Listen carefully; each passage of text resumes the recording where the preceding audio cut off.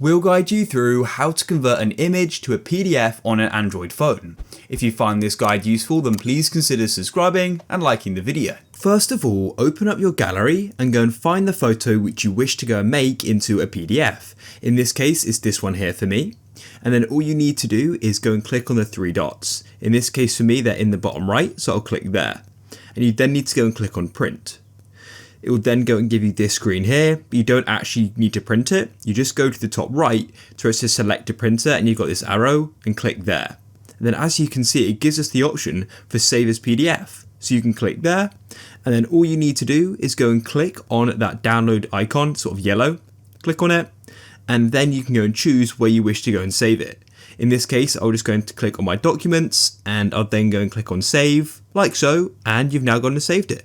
And just to show you it's there, I'll go and open my files up. Here's the My Files app, and then what I'll do is I'll go into my documents just here, and here is the PDF. It's that simple. And you can then do whatever you want with it. If you guys found this useful, then please consider subscribing and liking the video.